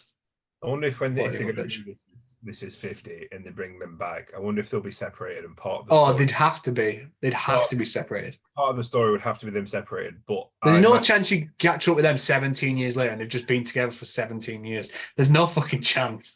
Yeah. Unless you have part of the story of them being separated and then coming back together because they're way more mature and now different people. I don't know, but they can't be together if they come back. And that is why I went similar. 40-Year-Old Virgin 10 and Knocked Up 9. For everything that you said, you know, Trish and Andy's relationship makes sense. And when they argue and when things don't go right, you kind of feel, you do feel bad. You feel like, oh, fuck's sake, like, let's just work it out. And like when he's seeing her, but like still going and trying to get laid, it's like, just fucking talk to her kind of thing. Like it's a much stronger relationship. You know that one's going to last as well. But in Knocked Up, yeah, you 100% know it's not going to. And I think like the scene that shouldn't have been recovered from is when he runs out. I thought it was going to be a much bigger deal, but when he runs out with the bong and leaves her in the house during the earthquake, like it that shouldn't have been recovered from, and that it shouldn't have moved past that as quickly as it did. So yeah, I went 10-9 in favour of 40-Year-Old Virgin. But I'm going to do a CineMatch first, and we've talked about both characters and the endings and how they ended up together. I'm going to go back and change my ending score and switch it, because talking about it actually makes me realise that, yeah, they shouldn't have ended up together, and it kind of does ruin the ending of the film. So I'm going to go back and change my score to flip the scores so that 40-Year-Old That's interesting. Because yeah, I think you're right, and the more we've talked about it, it's they shouldn't have. It should have been a different ending, and I do still love the whole birthing scene, and I do still love like all the bits with like Adam Scott and the friends and like Jay walking in and like being freaked out and whatever. Yeah, but yeah, in reality, the ending should not have ended up with those two together. No, it didn't feel right. Like I said in the ending bit, I feel like when she was like, "Oh, I'm sorry, I didn't give us a chance," or something, he was like, "I knew you'd." She was like, "Oh, maybe we should give it another go," and he was like, "I knew you'd want to do it again." It just felt way too convenient, and like she just doesn't seem like she's probably delirious at that point. She's just giving birth, and doesn't really seem earned. No, and I can imagine 20 minutes after the end in the film, she's like, "Fucking hell, why have I done that?" Yeah. Whereas Andy and Trish, it feels you can see them being together for the long haul. Like it feels like that's a keeper. So yeah, that was an easy one actually. So we've got two categories left. Then what we like to do with, especially with these sorts of comedies, is include a category for the best quotes, because especially when it's this sense of humor, there's a lot. There is a lot. So I literally have opened up these things on my phone, so I've just got a shitload of quotes that, because I'm terrible at remembering. Yeah. But even like if we just run through a few, so like in the 40-Year-Old Virgin, you've obviously got the one almost right at the beginning when Paul Rudd's character shows up to work and he goes to confront Jane Lynch, and he's like, "Do you know what? I feel good because I've woke up with the confidence to come into work today."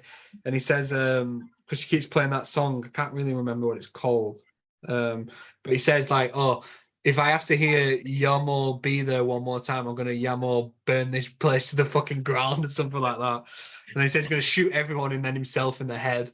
That stuff's really fucking funny. Another really funny one, which I think is really off the cuff, and I don't know whether it was improvised or whether it was written, but when they first met to see Elizabeth Banks, and Andy says, "Oh, there's something wrong with her underwear," and Seth Rogen says, "Yeah, it's not in my mouth." Which obviously is great foreshadowing for later on when he's the one that eventually gets to go in the bathroom with her. But yeah, that one, I just as soon as he said it, I was like, "Shit, that thing's fucking funny." I had to make a note of that. I like the when he's talking to Cal and he's like, "Do you think this shirt's too yellow?" And he says, "No. What's curious, George, like in real life?" Yeah, yeah, that's funny. And when Jay's missus comes to the store and Andy has to take the blame because she found that thing with like the thing on and she's having a go at him and he's like starts going off it. He's like, "Who the fuck are you to put me in charge?" Like, "Jay, control your bitch," and stuff like that. Like, it's fucking so funny because it's so against Andy. Like he's never even like that sort of guy, but it just shows like how confident he is and like the facade he's putting on in front of women. Like, it's so fucking good. I already mentioned the Jane Lynch one where she says, "I can be discreet, but I'll haunt your dreams." I think it's so fucking, that shit is brilliant. Like when like I said earlier, they're doing the "Do you know how you know you're gay" bit, and then like he's like Paul Rudd thinks he's gonna do it, and then Cal like butts in. It's like, is it because you can tell who gay people are? It's just that's clever. So fucking stupid. And oh, I wrote it down because it was you know what, I respect women, I love women, I respect them so much, I completely stay away from them. I like as well when he takes Kat's character to that meeting and he says, "Is it true that if you don't use it, you lose it?" And the woman's like, "Is that a joke? Is that a serious question?" He's like, "No, it wasn't."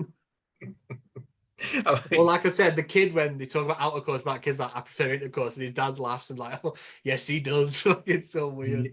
The other kid when he's like, "Do you have any magnums?" Oh no, it's Steve Carell, and like, "Do you have any are you okay if I use the magnum?" And she's like, "Yeah," kind of proper like enthusiastic about it.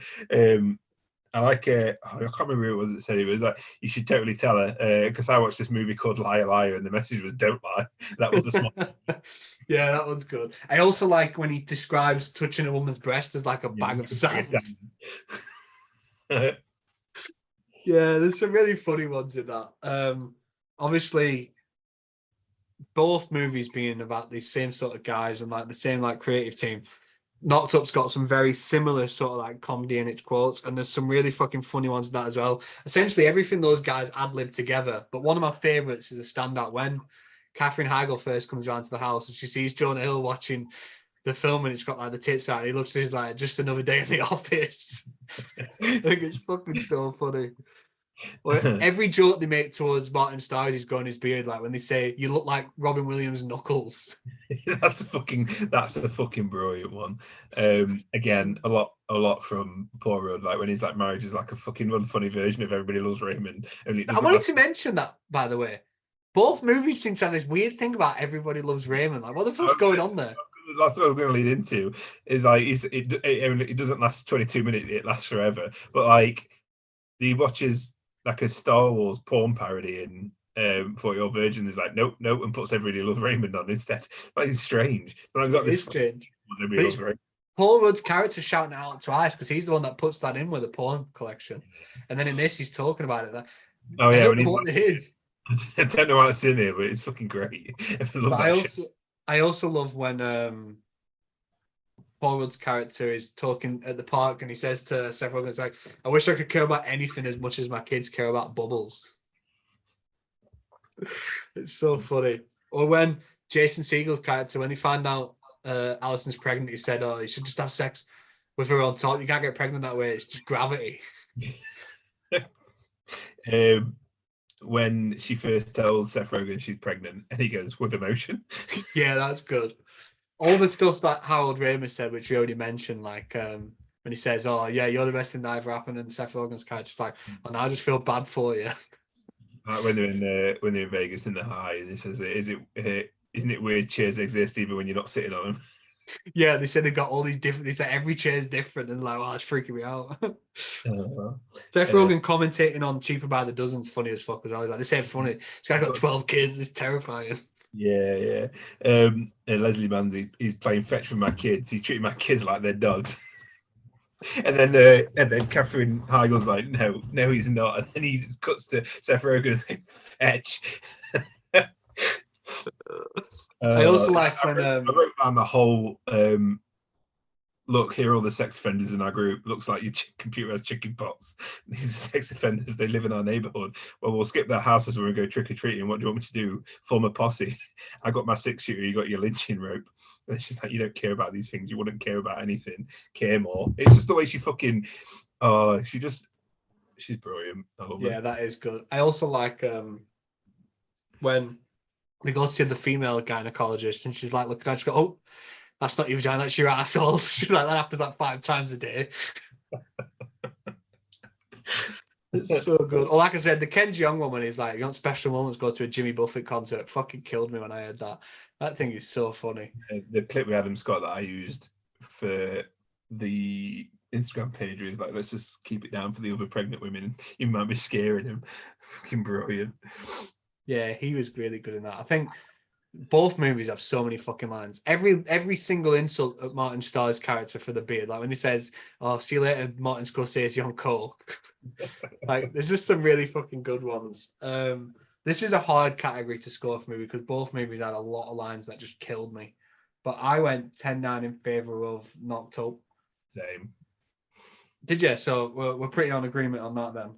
Yeah, again, you can tell there's more moments for him, like improv, and like there's all the like again Leslie. I think pairing Leslie Mann and Paul Rudd together is fucking genius, and then having all of those as a friend group is fucking genius as well.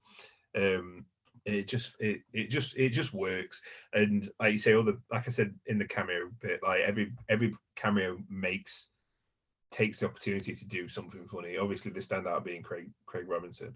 But then you've got like Adam Scott and BJ Novak and Bill Hader doing impressions as he always does. Kristen Wiig's fucking lines, which we've talked about loads already. Fucking brilliant. Alan Tudyk just being Alan Tudyk, brilliant.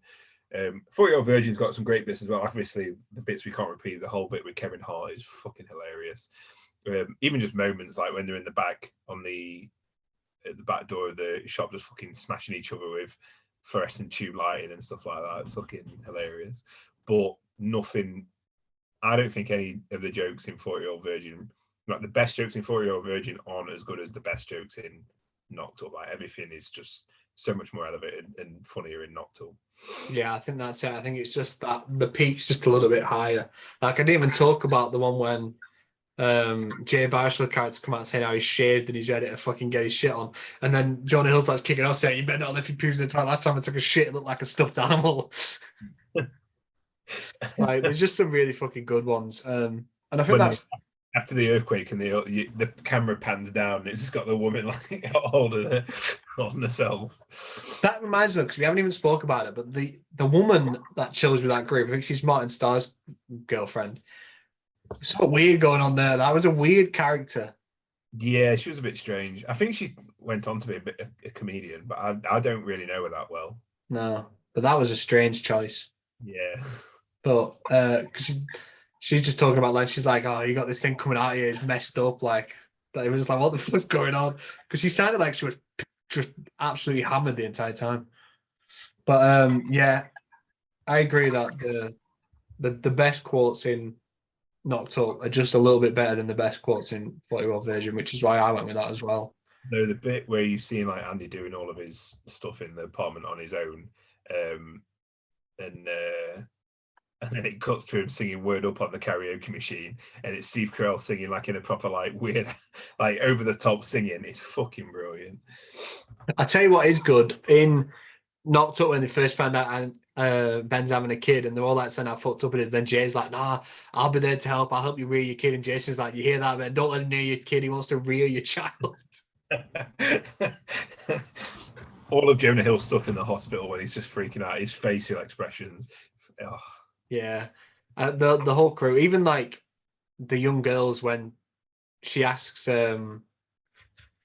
when what is it when they're talking about the fact that Ben's been round and Paul Rudd's like, you're never gonna do anything like that. She went, yes, I am. And he's like, oh yeah, well, you're getting homeschooled. Then you're not having sex. She's like, yes, I am. Brilliant. Yeah, they are great. But yeah, I think it just felt like the quality was it. There was, I think I laughed more at some of the one-liners that they came out because I think as well, it's not even just bits; it's just reactions. Like I said, because it's all improv. Sometimes one person will do something and someone just reacts like that, and it kills me. The I can't believe we've not talked about it. I'll talk about it in a sec. But the bit in Knocked Up when they sat in the waiting room and Jason Segel's talking to Leslie Mann, and he's got Paul Rudd just being like, "I'm fucking sat right here." But we've not. I can't believe we're not the fucking waxing scene. Yeah, yeah. There's some great ones in that. Like, I mean, obviously the Kelly Clarkson's a fucking That's masterpiece. That's got a legacy of its own. But everything. Did you know that that's like their real reactions? Like they filmed that. That's the first time. Like they did. Like it's not fake waxing. It's real waxing. And all of the reactions, all of that scene is. I think the only one that had scripted moment was Jay Romani Malco's character, who got told to leave. But you can tell when you watch it, like with Paul Rudd's fucking pissing himself. Seth Rogen's like wincing in pain. It's fucking brilliant. yeah. I heard that, and apparently, the woman that did it was actually an actress. She wasn't a real like. She Oh, wasn't like an actual qualified. She was an actress. So when she did the nipple bit, she did it wrong, and it really fucking hurt. But I love that it's something that shows up later on when he takes his shirt off, and he's just got these like really big patches. But it's great. That scene's fantastic. To be fair, that is a fantastic scene.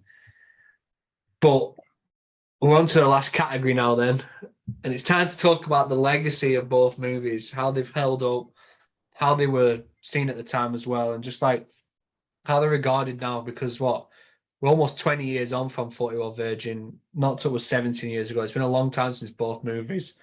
Um,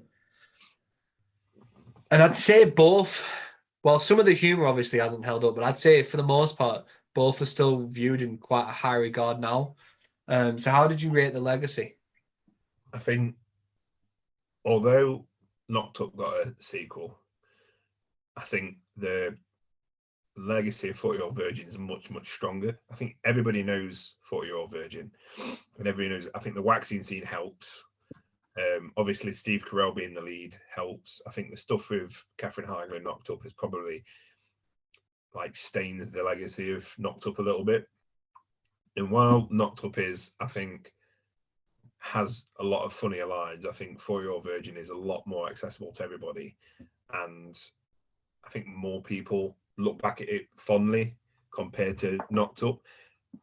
Personally, I think I said to you the other day, didn't I? I think we should start doing a personal preference category after or before we do legacy. But my personal preference is I prefer 40-Year-Old Virgin over Knocked Up.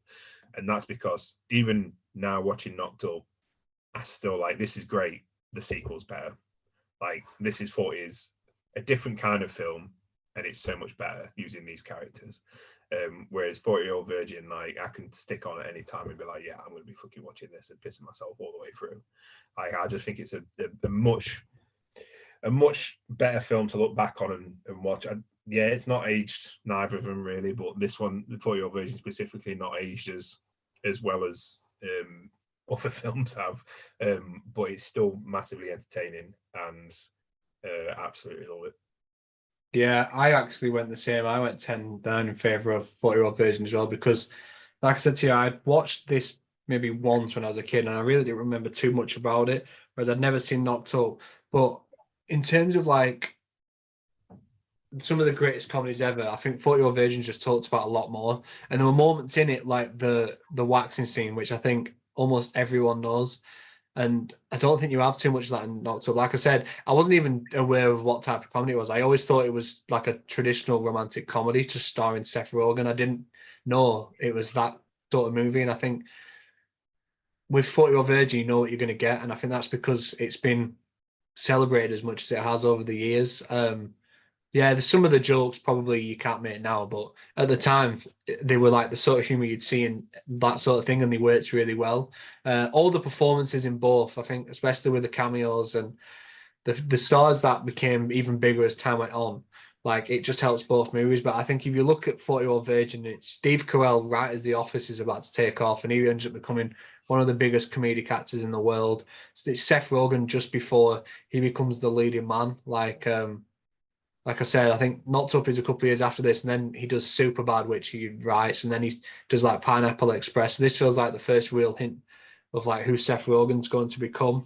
I just think it's a movie that people talk about more, and like I've never seen This Is 40, so I can't attest to that the sequel thing. But I just think if you ask people to name like iconic comedies, and especially in the 2000s, 40-Year-Old Virgin is one that's much more likely to be brought up than Knocked Up. And I think because anyone that hasn't seen Knocked Up, I think they aren't aware of the type of comedy it is. Like with 40-Year-Old Virgin, everyone knows it's like this sex comedy that's just going to be like filled with these incredible like jokes and these crass one-liners and stuff. Whereas, like I said, for me, I assumed Knocked Up was just a normal rom-com, and I think a lot of people that haven't seen it might think the same, and that's probably harmed that legacy. But personal preference, I think I preferred Knocked Up, but I went 10-9 in favour of 40-Year-Old Virgin, just because the group in Knocked Up always wins me over.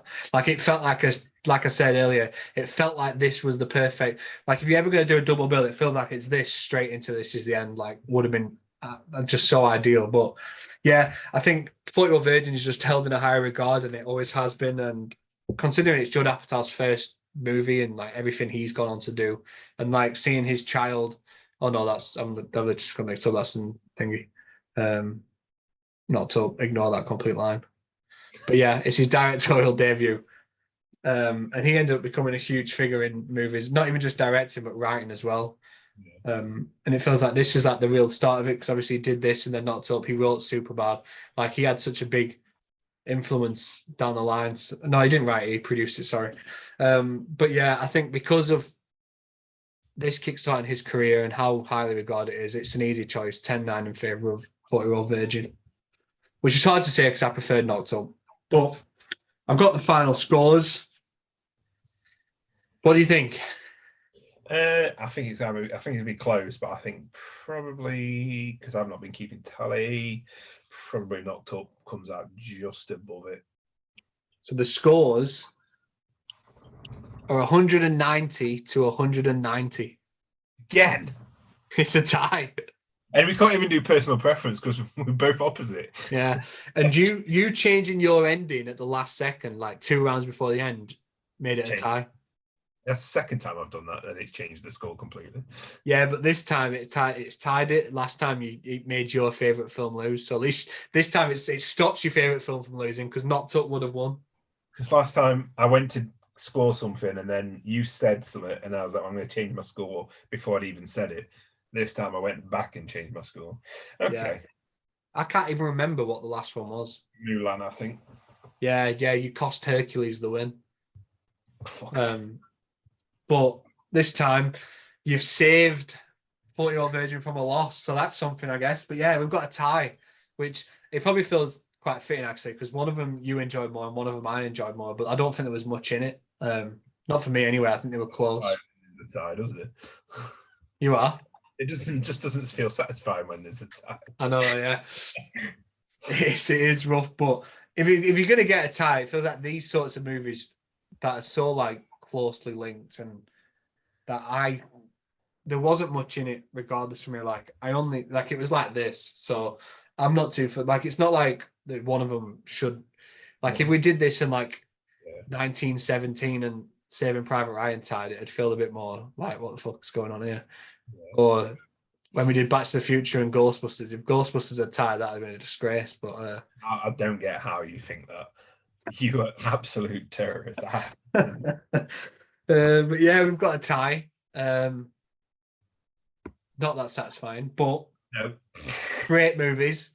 So hopefully you guys enjoyed listening to us talk about these two incredible 2000s comedies, and enjoyed listening to us laugh at some of the ridiculous moments that happen in both of them, because there are fucking a lot. next week we've got something different again. We're not back with this sort of movie. We're heading. Are we back much more traditional rom-coms next week? For once, I can't remember. I know we've got certain movies lined up. I just can't remember what order we're doing them in. Oh no. Wait, how many we got? We've got 3 more weeks of February, haven't we? I know what our final one is, and then the one that we messaged each other about the other night. So it's the next week, so I can't remember. Was next week the teen rom-coms? Oh yeah. We're doing teen rom-coms. That's my fucking forte. We're kicking it off. We've got a couple of classics next week that I loved growing up. One, maybe they're both 90s and maybe one's like 2000, but they're that era. It's like late 90s, early 2000s, teen rom-coms. And one that I've seen 100% feels like a... So that's 1999 and that's 2006. Hey? No, you're looking at the wrong film. It's not 2006. I know what you just said. Oh, no. Yeah. 99, both the same year? 99. We've got a couple of 99 classics on the way. What a year for rom-coms, especially for the teens. Did you think I searched the Amanda Bynes film? Yeah. Yeah, that's exactly what I said. Yeah, I had a feeling you did. Not sure if that would give away what it is, but we've got 2 great 99 teen rom-coms coming on next week, so we hope to see you guys there for that. And based off a book. Yeah. That's the tease. Maybe we should start doing that at the end of the episode. Create like a riddle or a tease as to what's coming. You can do that then, because I ain't got the brain power. I mean, last time I did it, I just pulled up that Art of Howl's Moving Castle book and held it up to my face. So. Yeah, not quite as subtle. But yeah, we hope you guys enjoyed this episode then. If you did, feel free to like the video, subscribe to the channel, or if you are watching on YouTube, or subscribe on any of the podcast service and leave us a nice review. If you want to follow us on anything, details are below. Yeah, I was going to say, my hand doesn't spread to yours to cover your side, so I'll just do mine. Like I said, we will be back next week with another brand new episode, same time. We're getting in the swing of it now. I feel like, despite the fact I'm back at uni. Yeah, and your weeks are much more hectic. But we are getting into a swing. That reminds me. Do you know what I did this week? I watched 2 films at the cinema. Argyle. I watched Argyle. Which? Sucked ass. Okay. I'm getting mixed opinions, people coming out of it, and I get a lot of people saying it's bad and a lot of people saying it's good. I don't know who to believe. Eleanor says it's fantastic. She reckons it's 5 stars, and I said it sucks ass. Yeah, sorry, it's straight up shit. I'm not close to you, Eleanor. I don't know your opinions, but... Straight up shit. And then I watched The Iron Claw last night. And? I'll never be the same again. Thanks for being... It's fantastic. Remember, if you go back and watch this podcast for the last 3 or 4 episodes, I keep saying, "Oh, I can't wait to go and watch that. We should go watch that together on the air." And you went to fucking watch it without me. I mean, first of all, I've agreed to watch this film at the cinema with about 6 different people at this point. Everyone I know has said, "Do you want to go watch The Iron Claw with me?" And I've said yeah to all of them because I will watch this film over and over and over. But obviously, it was the early preview showing last night, and Eleanor wanted to go watch it, and I was never going to say, you know what? I won't watch it early. I'll wait days and days. So I went and watched it, cried 4 times, and had a great fucking time. And obviously, not to give too much away, Zac Efron's great. Jeremy Allen, what's he called? Jeremy Allen White? He's great. The guy from The Bear. Yeah. But Harris Dickinson, who has done a few things recently, like Triangle of Sadness. He plays one of the brothers in it, and it was him that I came away thinking about. So, yeah, it's a great movie that everyone should watch. I fucking love wrestling, and I love movies. So, what a combination! I am, as we are filming, on the 7th of Feb, and I am still averaging out at 1 film a day. In fact, I think I'm 1 ahead. Oh yeah, yeah. Well, 1 film. Wait, I can't remember how I've described it. 1 new log of Letterboxd a day. So I've Spirited Away and Howl's Moving Castle I've also watched. So I've averaged it more than 1 film a day. But if you class in films that I've never logged on Letterboxd before, so I'm at 1 a day. That's not bad. And then you know how we usually get together. People come around and we usually get together and have a film night. We kind of take it in turns of who chooses a film. I saw your Tombstone review. The last time I'm not even going to say our friend after what he's made me watch this week. Someone we I've heard know. good stuff about Tombstone before. I'm actually surprised I've never seen it. I was bored the entire way through. I zoned out a lot. That was terrible. I'm trying to think what else I've watched. If I've watched anything else at the cinema. I didn't watch that at the cinema. What else have I watched? I did a Cars marathon and watched all the Cars movies. Fucking That middle one. It's such a whiplash of movies. Like you got such a great first one, and then the second one's like a shitty, like really, really fucking shit. But I've not watched. Finally watched No Hard Feelings. That was decent. Yeah, that was all right. I enjoyed that. What I was going to say about cinema is Dune is re-releasing. Yeah. Sunday, so I'm going to go watch that. And Interstellar is re-releasing in the IMAX, but I didn't really like the first time. But I kind of want to see it in the IMAX. I'm not 100% sure if I'm going to go though. Yeah, I think I'm going to that. Yeah. Yeah, I think so. I'm also tempted to go watch Dune myself. I've never seen it. You know. No, I've never watched the new Dune. Obviously, with 2 coming out soon, I wanted to watch it before it came out anyway. So this feels like the perfect time to watch it on a big screen instead of just sat at home. So I'm tempted to go watch that as well, if I can find the time over the weekend. Is it just this weekend? I think it's just this weekend, yeah. Yeah, I'll see if I can find the time. But enough ranting about that. We hope you guys enjoyed this episode. Like I said, we'll be back with a couple of fucking great 90s movies next week, which Nathan will probably hate and I'll love every minute of. The one that I've seen, I like. Do you? So. I bet you don't like the other one, though. I don't know. I know who's in it, so maybe. The fucking hunkiest of hunks. But yeah, so thanks for watching, guys, and we shall see you next week. Peace out. See you later.